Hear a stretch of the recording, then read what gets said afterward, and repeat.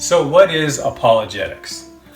You know, the word apologetics almost sounds like the word apologize, but it doesn't mean to apologize for what you believe. It actually means just the opposite. It means to know what you believe and why you believe it. You know, the word is actually a Greek word, apologia, and it simply means to give a defense or to give an answer. And it comes out of 1 Peter 3:15. Let me read this. But sanctify the Lord God in your hearts, and always be ready to give a defense or an answer to everyone who asks you a reason for the hope that's in you, but do it with gentleness and respect. You know, apologetics seeks to answer the most important questions in life.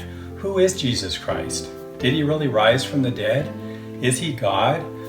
Is there truth? Can you know truth? Is there really a God? Are miracles possible?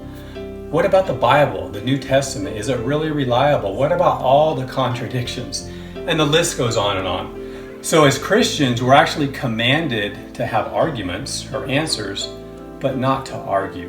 I think one of the most detrimental things in Christianity is people that try to force their beliefs down somebody. But there's so many scriptures that says, let your speech be always with grace, seasoned with salt. But we're definitely to have answers. We're to earnestly contend to the faith. We're told to cast down arguments and everything that exalts itself against the nature of God. But hopefully we're living in such a way that it actually attracts people to us. And we're not forcing our beliefs, but we're living in such a way where people want to come to us and we can give them answers to life's most important questions. So every worldview, even atheism, whatever your worldview, you have to tackle some very tough, important questions. Origin, meaning, morality, and destiny. What I mean, origin, how did I get here? Meaning, now that I'm here, what's my purpose? Why am I here? Third, morality, what are the rules? Are there any moral guidelines that I should live by? And lastly, destiny or eternity, what happens to me when I die? And like I said, every worldview has to answer these questions.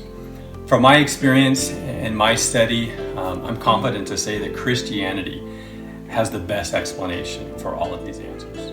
So it's really not an intellectual issue, it's a heart issue. There's smart people on both sides of this issue with PhDs. It really comes down to a heart view and what's your worldview. Some people don't want to believe it's true because then they have to change the way that they believe. But I'm just telling you as a Christian, it is so comforting to know why you're here, to know what the rules are, to have a purpose in life, to be significant, to have direction. It's awesome. Let me give you a quick story.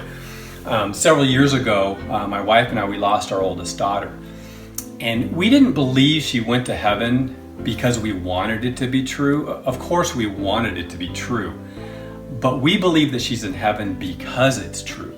And it's such a comforting feeling to know versus like to be absent from the body as to be present with the Lord. And it's all about your worldview, and Christianity has the answers. So how about you? Do you know what you believe and why you believe it? If you were to die right now, do you know where you would go? I'm confident to say if you consider all the evidence with an open mind, I really believe that you'll see that to believe in Christianity takes far less faith than to be a non-Christian. And I personally believe, like the authors of this book, Norman Geisler and Frank Turek, I personally don't have enough faith to be an atheist.